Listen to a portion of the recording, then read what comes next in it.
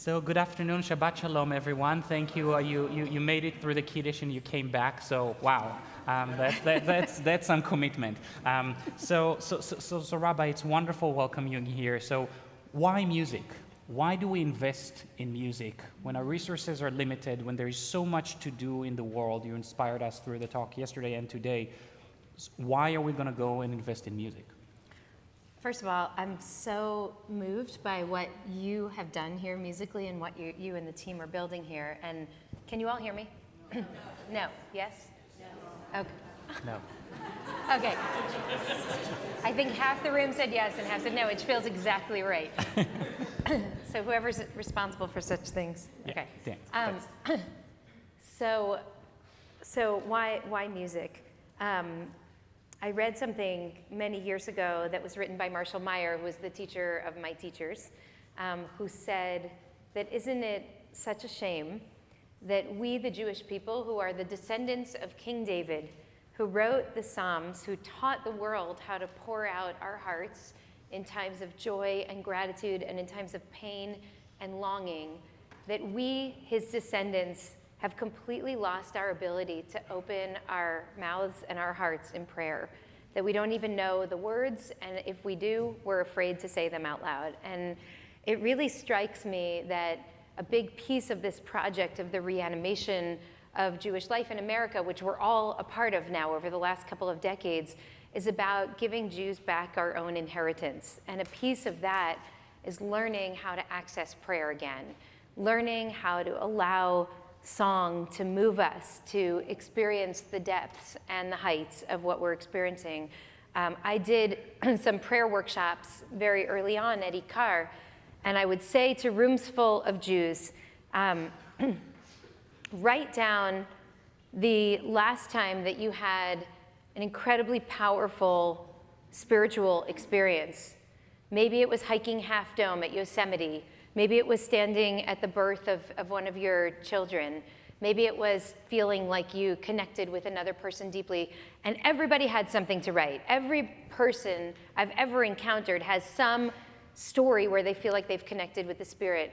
And then I asked them to write down the last time that they had a powerful connection in synagogue, spiritual experience in synagogue. And most people did not have one that they could draw upon.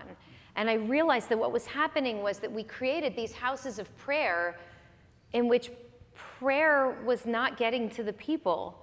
And so how do we make that translation? And I knew that music had to be part of the answer because, as Rabbi Phelps said, and as you know from being in this community, it's music that breaks us open.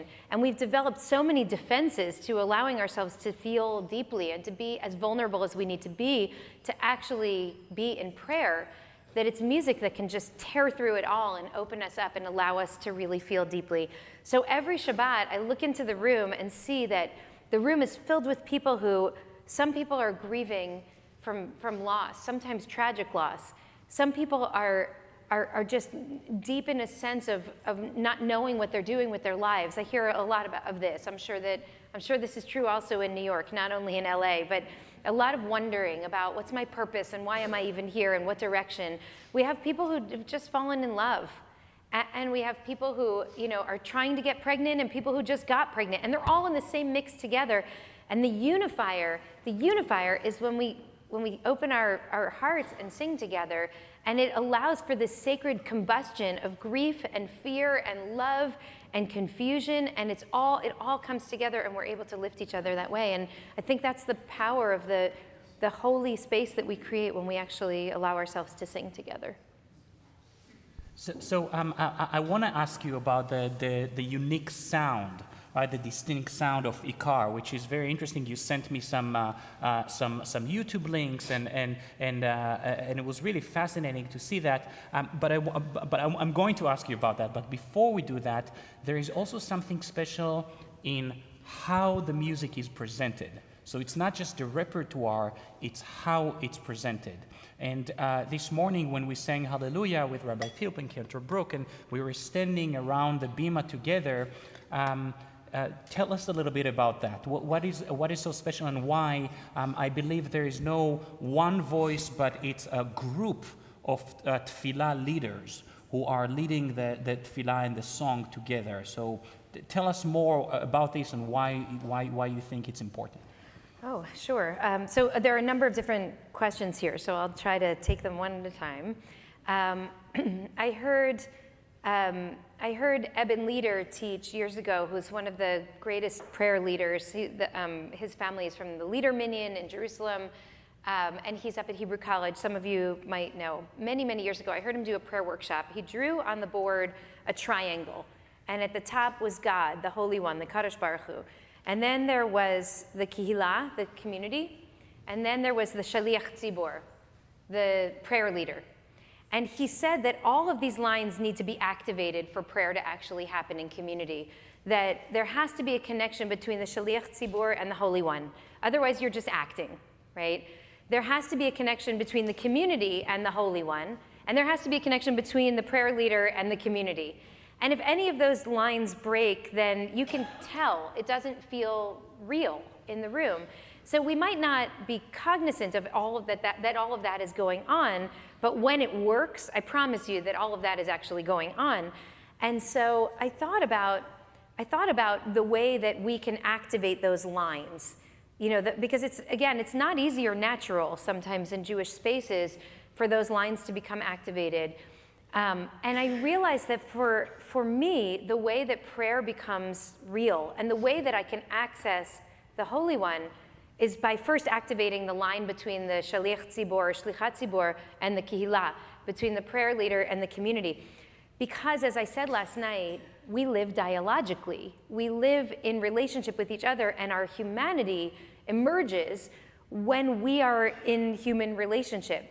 And so what's happening is I, as a prayer leader, am trying to connect with the community that's also trying to connect with me, and together we lift up and are able, on good nights, to achieve some measure of holiness and to connect with the Holy One. But I can't take the risk that I'm gonna try to feel you and you're gonna hopefully feel me. I have to do more to ensure that that's gonna happen. And so what we do is we create a davening team. You have a really interesting and beautiful dynamic that's going on here, and obviously a really beautiful partnership. We have our chazan and our rabbis and they're musicians. We call them our davening team, but they're people who are really soulful folks in the community who also have musical ability. And we are connecting with each other so we can start to activate that core line at the bottom, and then so we can rise up together. I don't know if this gesturing is helping, but the idea is that even if nobody else in the room is even awake, if Hillel and I are connecting with each other, something holy is going to happen. And the more people we have who can actually access that kind of soulfulness, the more likely we are to be able to have a reverberative effect to the soul. And so we daven now most of the time in a circle, in concentric circles, because I want for every person in the room to be able to see someone else and be seen by someone else. And it's very awkward at first when you're used to being in lines because, you're professional, so you're used to people looking at your face, but most of us are not used to people looking at us when we sing. And yet, when you allow someone to see your humanity, you're engaging in that beginning stage of that dialogue. And that's how something holy starts to happen in the space. So that, to answer your question about the way that we set ourselves up, and to your point about the musical choice and the centrality of music, I believe that we have to both give people a sense of comfort when they walk in, because the world is storming outside, literally and figuratively. We have to give people a sense of comfort, and we also have to surprise people. We have to not let people be too comfortable. And so we want the music to reflect that sensibility. On some level, to give people a sense of oh, this is an old family favorite. I know this one. And also, wow, what's that doing in this service? I didn't expect that. The way that I saw, that some of your Adon Olam today and last night also, you bring elements of the world into this space, and it takes people by surprise, and it feels affirming, because I know that from outside, and now it's inside too. And so we try to think really deliberately about the vibe that we want to create in the space. Hillel, our chazan, he's not classically trained as a chazan. He's a rabbi's kid. His father is Jeff Tigay, who we call the Deuteronomist. even though he didn't actually write the book of Deuteronomy, he just, commented on it. But he grew up as a kid in a conservative synagogue, so he knows every nusach for Shmini Atzeret. He's extremely well versed, but he's also got this really interesting eclectic sensibility, and he loves Middle Eastern music, and he loves pulling Sufi melodies and applying them to Hine Matov, and like developing aspects of our tradition that come from, he's very connected to the Mizrahi tradition. He has a lot of different influences, and he's got a really interesting way of thinking about how music can hold sacred space. And what we do together, and I say this to Hillel and the davening team, about every 6 months we have a little check-in, and I'll say, okay, so what song have you heard in the last 6 months or last year that just moved you to tears? Because we all know that music has the ability to do that. What's made you cry? And because I'm sometimes in the car and I'll hear something and it just makes me want to cry because it's so beautiful. And then how can we bring that experience into our sacred space?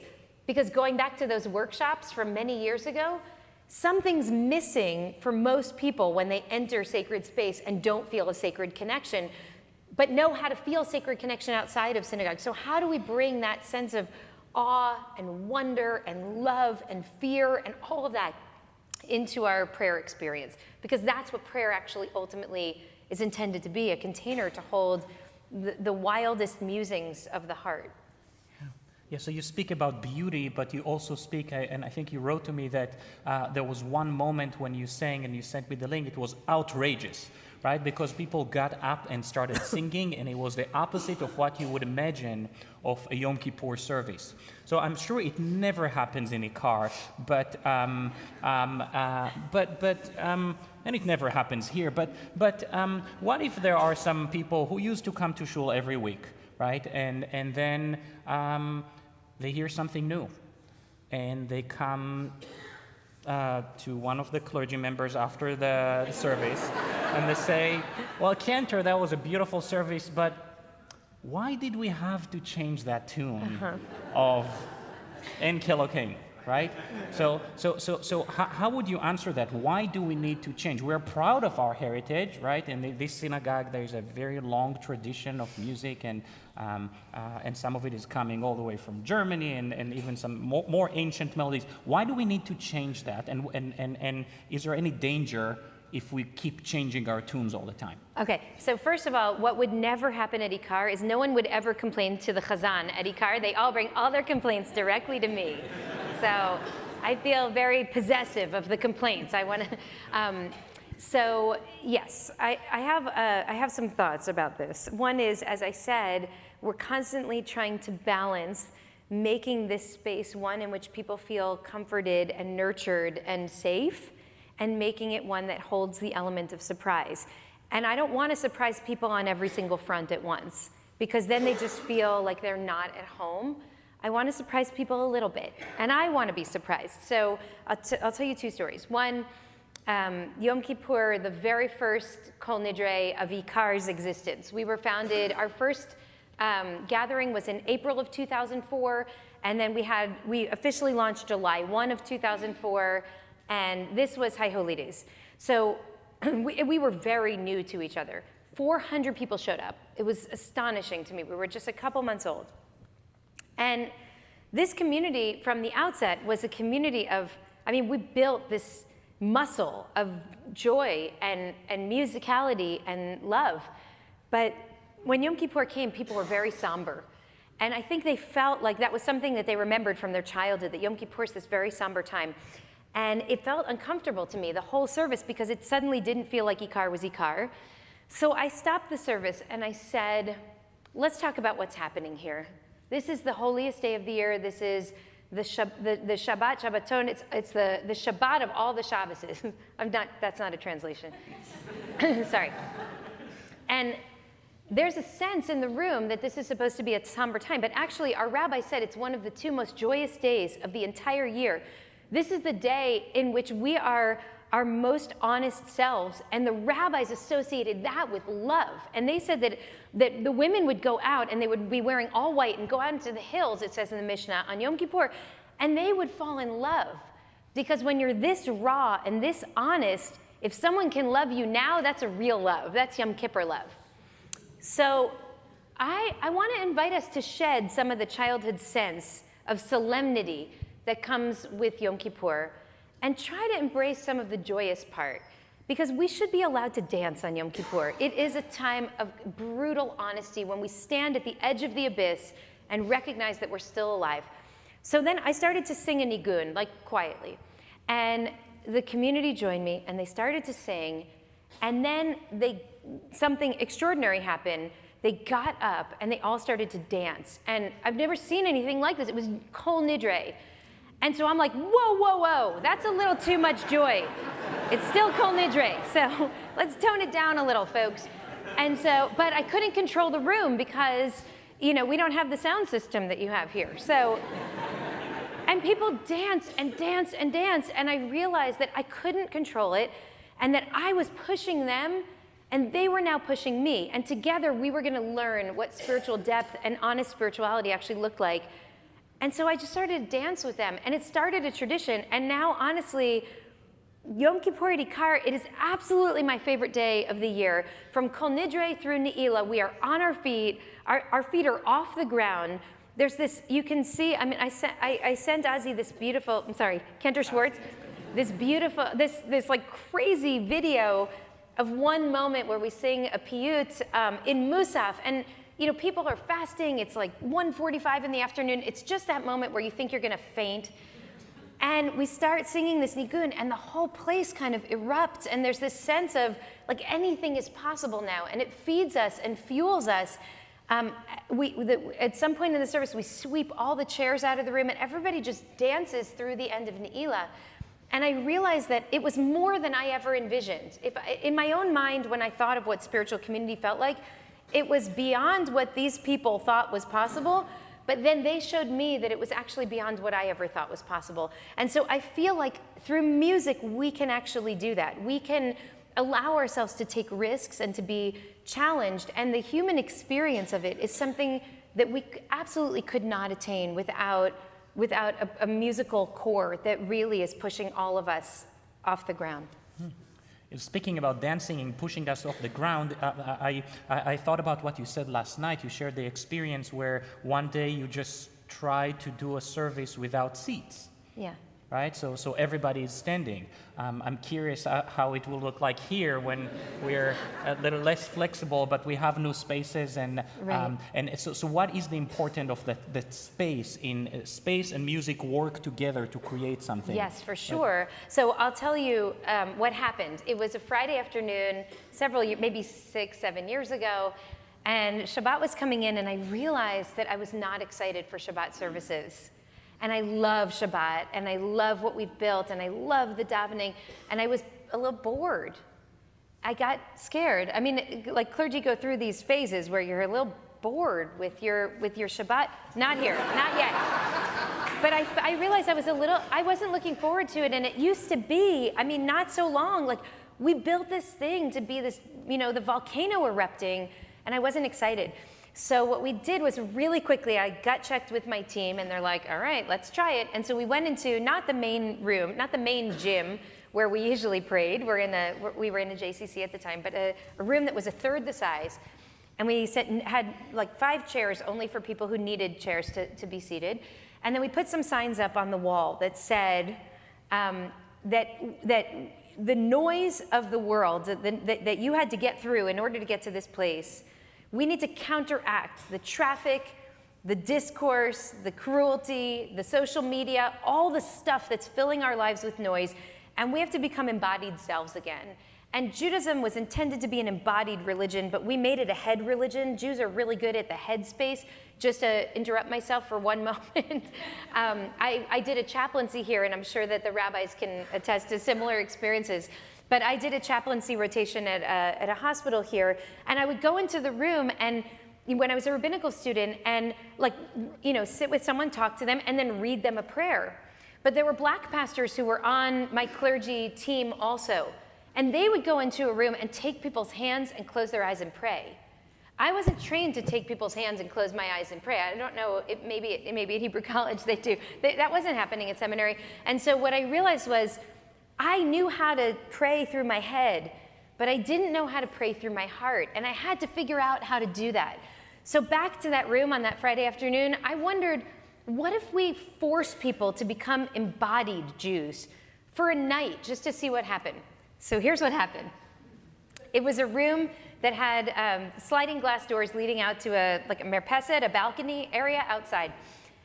Do you know that my people stood outside and refused to come in the room? They were so angry. They're like, where are our chairs? And these are Ikar people, so they're already a little bit like ready to take a risk.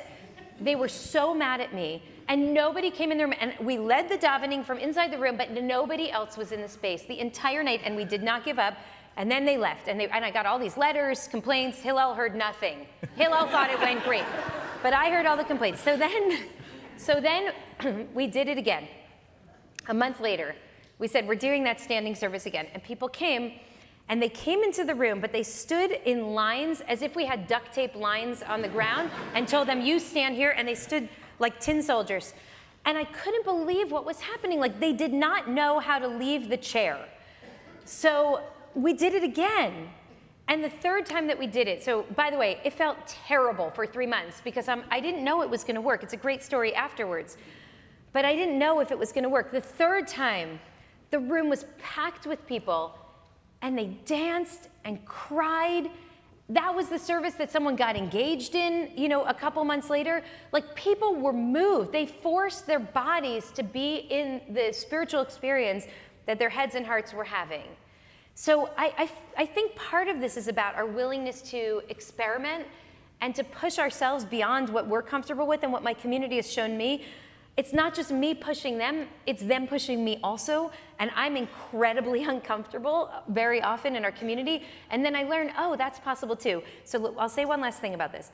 I read years ago, there was Lev Shestov writes about this experiment where there's a glass fish tank.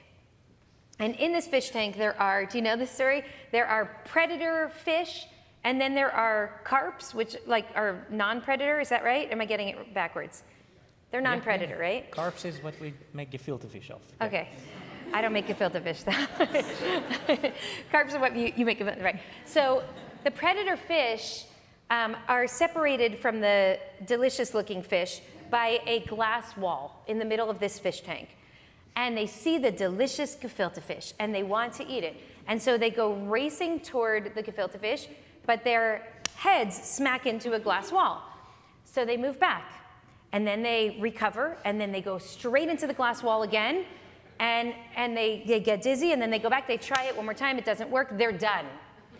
At some point, they lift the glass wall. And do you know that the predator fish don't even try anymore? Because they become habituated to their own limitations, and they no longer believe it's possible. So think about the way that we pray. I tried it once, it didn't work. I tried to open my heart, that service wasn't for me. And we become habituated to our own limitations. And what I wanted to do in that service was break that habituation. I wanted to habituate us to something new, surprise, an element of surprise. I had an elderly friend who died just a couple of years ago, and he was a survivor. He had survived 16 camps. This guy was a living miracle. So we became friends, and he had a best friend who he survived with. In fact, he attributed the fact that he survived to this relationship because he said we pulled each other out from the living hell again and again. They came to New York, they were best friends. I think they married each other's, relatives. And one day, the friend died. And so I called my friend and said, I'm so sorry that your friend died, and I'd heard that they just had lunch together the day before. So I said, I also know that it was quite sudden and really came as a surprise. I'm so, so sorry. And he said, surprise? In dying? The surprise is in living. Oh my God, I thought that's what we're trying to achieve in prayer. The surprise is in living.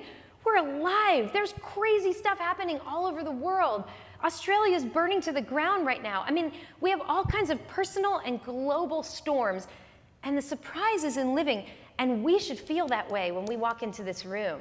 And when the music starts and the soul gets to speak louder than the brain that's telling us, follow every single word, don't miss a cue, that's when we're allowed to recognize that we're living in the space of the surprise. Yeah, it's beautiful. And yeah. You know, prayer also has a spontaneous element to it, right? Sometimes, and that's part of it, right? It's challenging sometimes because we have certain expectations and it's hard to break them, and that is hard to empower people with the ability to break that. And I do agree that music sometimes does that and lifts up that glass from the tank. Can I just I realize I didn't answer the second part of your question. Nice of you. Which is what to do about the congregants, not here, but in other synagogues, who are resistant to change, right? May I? Yes, please. So I know it's basically a non-issue here, but I'll say it anyway. This is what you hire us to do. You hire us to trouble the waters and to create experiences that will help you think that things are possible in the world. And so I have a really dear colleague in LA who, has been really supportive of Ikar from the beginning. He joined Ikar and he rejoins every year. He runs a big synagogue, successful synagogue out there. You all know him. He's lovely. And he told me when we started Ikar, I love him. He said, the thing is, because you started from scratch, you can do whatever you want. It's self-selecting, and that's true to some extent. He said, but for me, if I dare to change the tune to Adon Olam, I've got 30 people who will walk out. He said, it's just not, like, we're sort of stuck. And so I said to him, well, how about this? How about if you say to your community, I've been here for 17 years. I have buried your loved ones. I have named your babies. I have stood with you under the chuppah, and I'm bored with our service. And I think we can do better. And I was in Jerusalem over the summer, and I heard a really great nigun. And I'd like to ask you to trust me, because I'm your rabbi, and I want to bring you a sense of what lifts my spirit. Do you think we can try together? And I said, I would even imagine that if you said to them, I'm going to make a lot of changes over the next 3 months. Try it with me, and then we'll have a big community meeting 3 months, and you can tell me all the things you hated, and maybe we'll go back to where we started, or maybe we will have a new vitality to this community. What do you think about that? And he said, that is so naive. That would never work in my synagogue. So anyway, I was invited. I had something there. I had to go back for Shabbat about 13 years later. That service is completely dramatically changed. Somehow over the years, he has figured out how to infuse a different kind of spirit in that place. I think it takes leadership. It takes saying to people, I love you. I am not stimulated anymore by the things that 40 years ago or even 2 years ago were really exciting. I need something new. And I'm up here week after week, and I'm the one who's in touch with all the interesting things. I want to share with you something that moves me. And I have a feeling that our people want to be around inspired leadership, and that they'll respond when we bring that kind of sensibility. Yeah. I think they do, and again, the change is hard. Let's just face it. Change is very hard for everyone, for us too. But if we trust that, we can really make it, and it takes time. And it doesn't always happen the first time, by the way, right? Many of the melodies you heard this morning, the first time we did them, it was a disaster. Nobody liked it. That. I am telling you, the En Kelohenu, to give you an example, I'll never forget that Kiddush. We had a simcha for someone sitting in this room, and I went to the Kiddush, and I felt I'm under attack because people did not appreciate that En Kelohenu at all. The second time, they still did not appreciate it. The third time, the fourth time, and then it becomes a favorite and it becomes a tradition, and people open up and trust themselves to try this and look at this in a new way, so that works. I want to ask you something about the flow of the service itself. So of course we talk about music, but music doesn't stand alone in a service. And I know that in a car there is that magic flow between the prayers, the music, and the spoken words. So how do you look at that when you create a complete service? What words will lead to what music or what prayer? When will you choose to create which moment, right? Of excitement, of tradition, of change, of outrage. How do you think through this, or is that something that you just feel that happens during the service? So we're much more spontaneous than we probably should be. Because we trust that the Spirit's going to tell us where we need to go. I know that doesn't sound very Jewish, but I'm going to say that again. We tend to trust that we're going to figure it out because we're going to feel the room and where people are. And so sometimes it happens after a sermon that like nobody can move for a few minutes. And Hillel knows he has to take us out, like into the next experience he has to create the kind of a landing pad for the words, and then he has to get us to our feet so that we can move forward. And we can't really prepare that in advance. Mm-hmm. And so sometimes we really do, we prepare and think, and sometimes we just feel it. And I have many times in our service just stopped in the middle of a tefillah because it's not working. And I'm not here to perform for people. And so if they're not with me, I want to talk about what's happening and figure out how we can enter the space together. Because again, between the kehillah and the shaliach tzibur, if there's not an an electrifying chemistry, then none of us are going to reach the Holy One. So we have to figure out how to find each other. And sometimes the music doesn't work, and we have to stop and talk about it. So I'll share with you, do we have time for me to say one story? Yes. So on the first Shabbat that we did of Ikar, it was incredible. I don't know what went right. I mean, it shouldn't have worked. It was a group of, we first of all put out the vision statement, some of which I shared with you, and I'll share a little bit more of this in the session with Rabbi Ingber and Rabbi Cosgrove in a few minutes. But anyway, we put out this mission statement and people showed up and we were shocked and we did this incredible service. The second service was not incredible. It was a disaster. So we went, now it was a thing, and I quit my job and I was going to build this thing, and we showed up and there were hundreds of people in the room, and we started to sing and everybody was just staring at me. And it was like everything that they were trying to unlearn, they were putting on, we were collectively putting on this new experience. And so I was so uncomfortable, and I just stopped the service. And I told this story of Levi Yitzchak of Berdichev, this incredible story of the king and the musicians. I don't know if you've ever heard this story. It's such a good one. So the king had these musicians, and they loved the king so much, and the king loved them, and they played so beautifully. And every morning they would go and they would play before the king, and it made the king so happy. And after some time passed, all of those musicians died. The whole generation died off. And it was upon their children to go and play before the king. But the children did not want to play before the king. They didn't love their instruments, and they didn't love the king. But they did it out of some strange sense of obligation, because it was important to their parents, so they should go and they should show up. And so they went, and every time they went, it made the king more and more angry because they were playing terribly. It didn't sound good, and the king knew that they didn't want to be there. Until finally, for reasons we do not understand, Levi Yitzchak says, a couple of these musicians decided that they would invest something in it, and they would get to the palace early, and they would practice their instruments till it got to the point where they weren't terrible anymore. They were never great, but they weren't terrible. And they would play before the king, and the king, he says, realized that they would never be as good as their parents, but at least they were trying. End of story. So I shared this with my community in the middle of our failed service, and I said, what is going on here?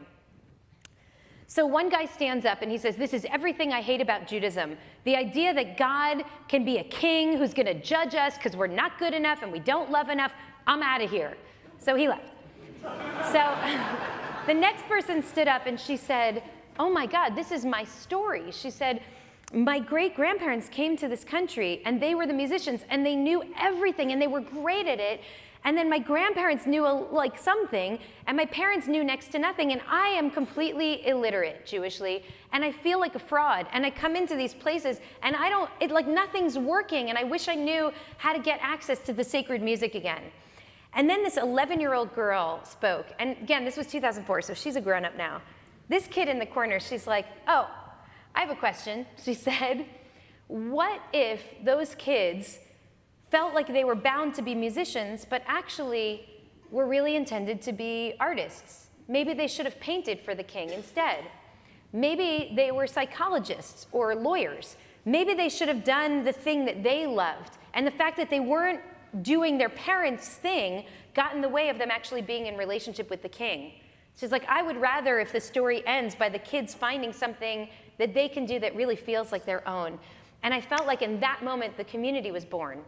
Because all of a sudden, we realized that we had to find our own language to connect and to communicate. That we were a generation that had very little memory of what it was that made, that the musicians used to play that made the king so happy. And now we had to rebuild the relationship by finding the way that we could. What can we contribute and bring to the story?